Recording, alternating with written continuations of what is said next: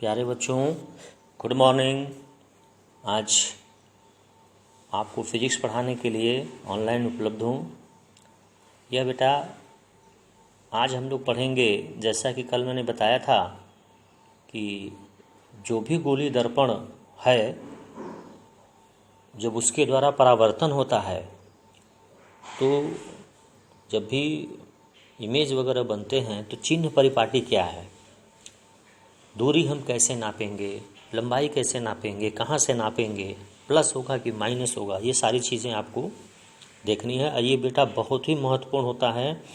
अगर आप ये यहाँ पे समझ लेंगे तो यही चिन्ह परिपाटी लेंस के लिए भी, यानी जब हम लोग अपवर्तन पढ़ेंगे वहाँ भी आपको ऐसा ही काम आएगा। थोड़ी सी चीज़ें केवल बदल जाती हैं, लेकिन मैक्सिमम यही सारी चीज़ें चिन्ह परिपाटी में रहेंगी। चलिए, सबसे पहले याद रखना, ये गोली दर्पण मतलब उत्तल उत्तल चाहे जो भी हो। यहाँ मैंने इमेज भी आपका उत्तल का दिखा दिया हूँ, लेकिन आप उत्तल भी बनाओगे, लेकिन जो परिपाटी है चिन्ह का वो यही रहेगा। चलिए, सबसे पहले क्या है कि पहला, वस्तु दर्पण के बाईं ओर। अगर हम दर्पण लेते हैं, चाहे उत्तल लो चाहे अवतल, हमेशा वस्तु कहाँ रखा जाएगा? बाईं ओर। यानी कभी भी कोई बच्चा अगर इधर कोई मिरर बना दे और वस्तु इधर रख दे, ऐसे किरण ले आए, ऐसे चले जाए, तो ये गलत है। वस्तु हमेशा मिरर के किधर रहेगा?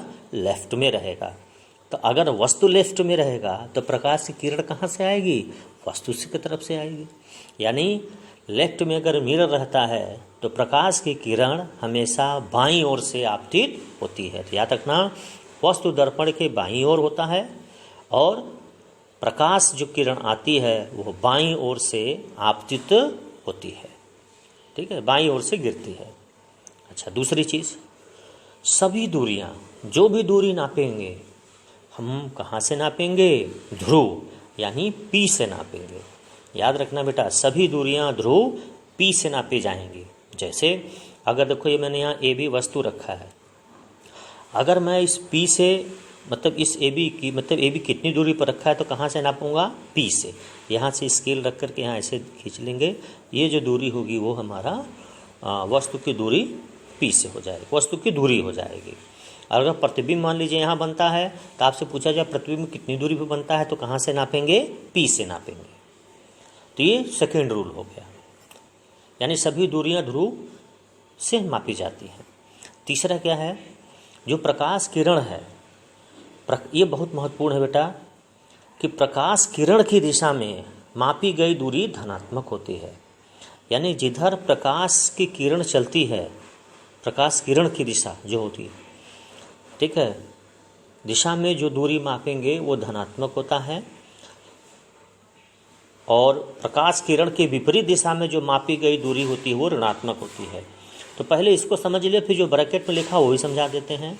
या समझ लीजिए, जैसे ये उसके बाद हमने लिखा है प्रकाश किरण की दिशा में मापी गई दूरी धनात्मक, या ब्रैकेट में प्लस x अक्ष के अनुदेश। अब देखिए, ये जो मैंने आपको यहाँ दर्पण लिया है जो P है, यह बेटा आपका एक तरह से x एक्सिस हो गया, यहाँ x, और इधर मैंने देखिए लिख दिया है x डैश। ठीक, ये कार्टेशियन प्लेन है, जैसे आप चतुर्थांश वाला पढ़े होंगे, प्रथम द्वितीय तृतीय चतुर्थ, प्रथम द्वितीय तृतीय चतुर्थ।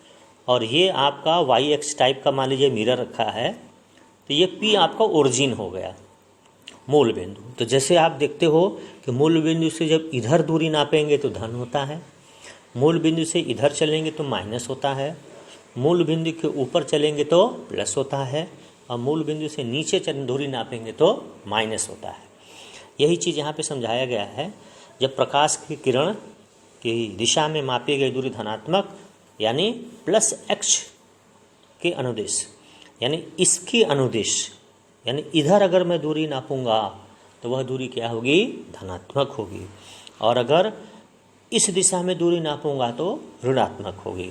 अब प्रकाश किरण के टर्म कैसे मैंने आपको बताया था, देखो बेटा, प्रकाश हमेशा ऐसे गिरेगी, प्रकाश किरण तो ऐसे आएगी, लेकिन अगर मुझे वस्तु की दूरी नापनी है तो मैं P से नापूंगा, ऐसे दूरी चल के नापूंगा। ये देखिए, इधर नाप रहा हूँ, अब प्रकाश की किरण किधर आ रही है? ऐसे आ रही है। तो जो दूरी नाप रहा हूँ वो प्रकाश किरण की दिशा के क्या है? विपरीत है। तो प्रकाश किरण की विपरीत दिशा में अगर आप दूरी नापोगे तो वो दूरी माइनस होगी, और ये आपको एक्स अक्ष के ऋणात्मक अनुदिश में भी है, तो उस तरह से भी समझ सकते हो।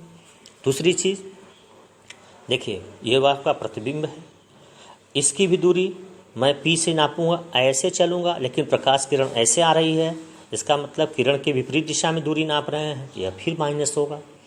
और अक्ष के टर्म में देखेंगे तो भाई मूल बिंदु से लेफ्ट में जा रहे हैं, तब भी माइनस होगा। लेकिन अब आप कहेंगे सर तब दोनों हमेशा माइनस होता नहीं, अभी आप उत्तल दर्पण बताएंगे तो प्रतिबिंब इधर बनता है। जब इधर प्रतिबिंब बनेगा तब इधर जब दूरी नापेंगे इधर से, तो इधर से दूरी ऐसे नापेंगे, प्रकाश किरण ऐसे आएगी, तो दोनों सेम दिशा में हो गए, इसलिए दूरी क्या हो गई, धनात्मक हो गई। तो इसको ऐसे भी डिफाइन कर दिया गया है कि धन अक्ष की तरफ प्लस, इधर माइनस, ठीक है, ऊपर प्लस नीचे माइनस। और दूसरे कंसेप्ट में ऐसे देख सकते हो कि प्रकाश किरण की दिशा में, प्रकाश के चलने की दिशा में अगर दूरी मापी जाती है, इधर है और इधर नापी जाए तो प्लस, और इधर है उसके विपरीत दिशा में नापी जाएगी तो माइनस होगी। ठीक है बेटा, अगला आपका क्या है, अगला रूल ये है कि मुख्य अक्ष के लंबवत, जैसे मैंने आपको बताया, ये देखो मुख्य अक्ष है, इसके लंबवत ऊपर की ओर, यानी वाई अक्ष के प्लस अनुदिश, ठीक है, प्लस वाई अक्ष, वो दूरी क्या होगी, वो लंबाई क्या होगी, वो दूरी क्या होगी, धनात्मक होगी। यानी वस्तु की लंबाई अगर मैं नापूंगा तो चूंकि मुख्य अक्ष के ऊपर जा रहे हैं, इसलिए यह लंबाई क्या होगी, प्लस होगी, यानी वस्तु की लंबाई प्लस होगी, हमेशा प्लस होती है क्योंकि वस्तु ऐसे ही रखा जाएगा। अच्छा, दूसरा देखो प्रतिबिंब, जैसे यहाँ इस केस में प्रतिबिंब कहाँ बना है, नीचे बना है, उल्टा भी बना है। मान लो हम यहाँ पर उल्टा दिखाए हैं, तो अगर उल्टा दिखाऊंगा बेटा तो नापेंगे तो यहाँ से ऐसे नापेंगे, तो मुख्य अक्ष के नीचे नापे तो माइनस हो जाएगा। तो जनरली जो वास्तविक प्रतिबिंब और उल्टा होता है यह मुख्य अक्ष के नीचे ही बनता है, तो यह माइनस में होता है, चाहे इधर बने चाहे इधर बने। और जो आभासी प्रतिबिंब सीधा होता है वो मुख्य अक्ष के ऊपर बनता है, वो प्लस होता है। तो कुल मिला के आप ये देखेंगे कि मुख्य अक्ष के ऊपर अगर वो कोई चीज़ रखी है वो प्लस लंबाई में होगी, नीचे रखी है तो माइनस लंबाई में। तो ये बेटा चिन्ह परिपाटी है, आप किताब से भी समझ लेना, कहीं दिक्कत होगी तो आप हमसे ज़रूर पूछेंगे, क्योंकि अब ये सब जानने के बाद बेटा, अभी मैंने आपको न्यूमेरिकल्स वगैरह दे नहीं रखा, अभी इसके बाद हम लोग धीरे धीरे न्यूमेरिकल्स की तरफ बढ़ रहे हैं, तब आपको क्वेश्चन, तो ये कंसेप्ट बड़ा काम का आएगा। चलिए अब हम लोग देखेंगे गोली दर्पणों द्वारा प्रतिबिंब का बनना। गोली दर्पणों द्वारा प्रतिबिंब का बनना, तो हमारे पास गोली दर्पण दो तरह के हैं, एक अवतल दर्पण है, दूसरा उत्तल दर्पण है। तो सबसे पहले हम लोग अवतल दर्पण का पढ़ेंगे। तो किसी अवतल दर्पण द्वारा वस्तु की विभिन्न स्थितियों के लिए बने इमेज, यानी अगर कोई अवतल दर्पण हम लेते हैं और जो वस्तु है उसको विभिन्न स्थितियों में रखेंगे और ये देखेंगे कि प्रतिबिंब किस प्रकार के बनते हैं। तो आज तो मैं आपको केवल ये बताऊंगा कि अगर मैं यहाँ वस्तु रखता हूँ तो प्रतिबिंब ऐसा बनेगा, कहाँ बनेगा, किस प्रकार बनेगा, ये बताएंगे। और कल के जो वीडियो रहेंगे उसमें आपको रे डायग्राम से समझाएंगे। इसी चीज़ को फिर मैं वहाँ स्पष्ट करूँगा विथ रे डायग्राम कि क्यों इस तरह की प्रतिबिंब वैसे बनती है। तो बेटा आज आप इसको समझने के बाद निश्चित रूप से किताब में सारे रे डायग्राम दे रखे हैं, आप खुद से बनाइएगा। अब कल मैं फिर आपको एक्सप्लेन वीडियो के साथ करूँगा। चलिए अब यहाँ पे पहले देखते हैं। तो पहले देखेंगे कि वस्तु कहाँ कहाँ रख सकते हैं। अभी अवतल दर्पण की बात हो रही है, तो अवतल दर्पण में देखो बेटा, इधर तो पालिश है पीछे, इधर तो कोई वस्तु हो ही नहीं सकती। जब भी वस्तु रखेंगे हम इधर रखेंगे, और वैसे भी वस्तु को आपको बाएं तरफ रखना है। मैंने आपको ऊपर बता ही दिया था कि वस्तु हमेशा बाईं ओर रखी जाएगी। चलिए बाईं ओर में देखिए, सबसे पहले आपका ये पी है पोल ध्रुव, फिर ये फोकस है मुख्य फोकस, यह वक्रता केंद्र है सेंटर ऑफ कर्वेचर है। उसके बाद फिर यहाँ पर ये मैंने चित्र बना दिया, ये अनंत है। आप गणित में जानते होंगे, लेकिन ये अगर नहीं समझते हो तो ये अनंत है, मतलब अब ये इधर कहीं है, वो लिमिट नहीं है, ये पूरा इधर अनंत है। अच्छा, अब आप वस्तु को कहाँ कहाँ रख सकते हो। देखो सबसे पहले तो हम वस्तु कहाँ रख सकते हैं, अनंत पे। दूसरा फिर कहाँ रख सकते हैं, दूसरा अनंत से जब इधर लाएंगे तो अनंत और सी के बीच में होगा। उसको ऐसे भी कहते हैं सी से परे, मतलब सी से दूर, सी से परे, सी से दूर, तो वो कहाँ होगा? अनंत और सी के बीच में। ये दूसरा सिचुएशन हो गया। तीसरा फिर कहाँ वस्तु को रखेंगे बेटा हम? तीसरा फिर हम सी पे रखेंगे, फिर चौथा सी और एफ के बीच में रखेंगे, फिर पांचवा एफ पे रखेंगे, फिर छठा एफ और पी यानी पी और एफ के बीच में रखेंगे। तो ये आपको मैंने बेटा इसलिए बताया कि पहले एक मोटा मोटा चीज़ आप जान लीजिए। तो देखो, जैसे अगर मैं वस्तु पहले अनंत पे रखा तो उसका प्रतिबिंब बनता है एफ पे, ठीक है। उसका अनंत पे रखोगे, प्रतिबिंब एफ पे बनेगा। कैसा बनेगा? बहुत ही छोटा, अत्यधिक छोटा, वास्तविक और उल्टा।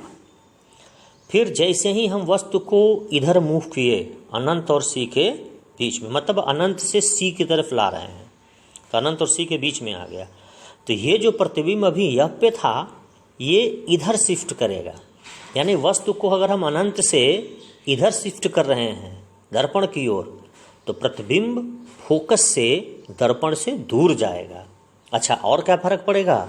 और फर्क पड़ेगा कि जब अनंत पे था तब तो एफ पे था, जैसे ही अनंत से हम इधर मूव करेंगे सी की ओर, तुरंत यह प्रतिबिंब एफ से सी की ओर मूव करेगा और उसकी साइज बढ़ती जाएगी।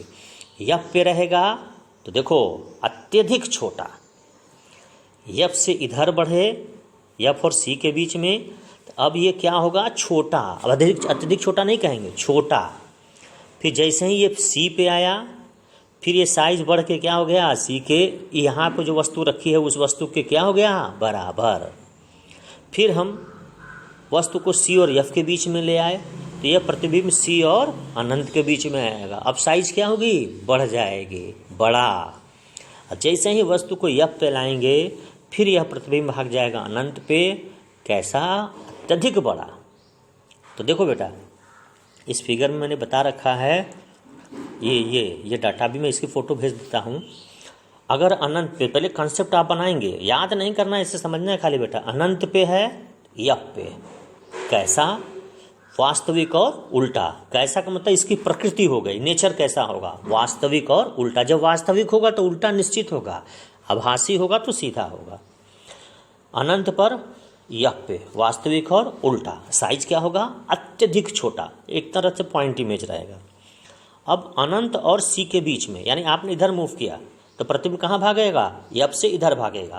तो अब प्रतिबिंब कहाँ बनेगा? एफ और सी के बीच में।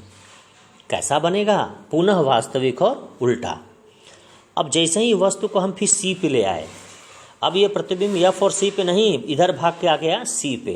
यानी अगर कोई वस्तु सी पे रखें तो उसका प्रतिबिंब सी पर ही बनता है। कैसा? वास्तविक और उल्टा। साइज में कैसा? बराबर।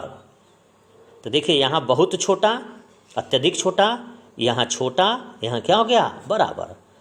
अब जैसे ही हम वस्तु को अब सी और एफ के बीच में ले आएंगे, प्रतिबिंब सी और अनंत के बीच में, मतलब इधर शिफ्ट करेगा। कैसा? बड़ा। अब इसकी लंबाई यहाँ से इधर जाएंगे तो बढ़ जाएगी, तो जैसे जैसे बढ़ जाएगी, फिर मैं अब जैसे ही एफ पर ले आया तो उसका प्रतिबिंब कहाँ बन जाएगा? अनंत पे। कैसा? बहुत बड़ा, वास्तविक और उल्टा। तो एक बेटा ये दिमाग पर रखेंगे, यही सारी चीज़ें मैंने दे रखा है, और आप याद करेंगे तो याद करना ही, इसको पहले समझ लेंगे ऐसे रख करके, फिर याद कर लेंगे कि कैसा बनता है। यही मैंने यहाँ पे समझा दिया है। अच्छा, एक चीज़ और भी समझ लेना बेटा, अगला जो आपका है एफ और पी के बीच में, एफ और पी के बीच में जैसे ही वस्तु रखते हैं, अब इसका प्रतिबिंब जो बनता है, अब तो भाई एफ पर रख दिए तो अनंत पर तो बन गया, अब हम इधर शिफ्ट करेंगे तो अब अनंत से उधर कहाँ भागेगा? तो एफ और पी वाला जो केस होता है, इसका प्रतिबिंब दर्पण के पीछे बनता है। कैसा बनेगा? आभासी, सीधा और वस्तु से बड़ा। यही कारण है कि अवतल दर्पण में हम अपना चेहरा, जो मैं आपको कल्चरल और प्रैक्टिकल करके एक्टिविटी दिखाया था, अगर मैं चेहरा अपना यहाँ रखूँ तो मुझे अपना चेहरा आभासी, सीधा और बड़ा दिखाई देगा। जैसे ही हम एफ से अंदर, एफ के इधर होते हैं, तुरंत प्रतिबिंब वास्तविक और उल्टा हो जाता है। तो ये छठा वाला, ये जो लास्ट केस है बेटा बहुत महत्वपूर्ण है, मैंने यहाँ लिख भी दिया है। महत्वपूर्ण इसलिए है कि यही एक केस अगर नहीं होता तो अवतल दर्पण में प्रतिबिंब हमेशा कैसा बनता, वास्तविक और उल्टा। लेकिन एक केस इसके कारण ही इसका प्रतिबिंब कैसा बन जाता है, पांचों केस में तो वास्तविक और उल्टा बनता है, लेकिन एक केस जब वस्तु दर्पण और ध्रुव और फोकस के बीच में होती है, वहाँ पर आभासी और सीधा दर्पण के पीछे बनता है। चलो बेटा आज इतना ही, आप इसको याद कर लेंगे, ये होमवर्क में रहेगा, ठीक है, इसकी प्रैक्टिस कर लेंगे। किताब कल जरूर पढ़ेंगे, कल हम लोग वीडियो में रे डायग्राम देखेंगे, ठीक है। कोई भी आपको क्वेश्चंस होगा आप हमसे ज़रूर पूछिए, और मैं इसकी फ़ोटो भेज दे रहा हूँ। फिर हम लोग कल मिलेंगे एक नए वीडियो के साथ। बहुत बहुत धन्यवाद बेटा।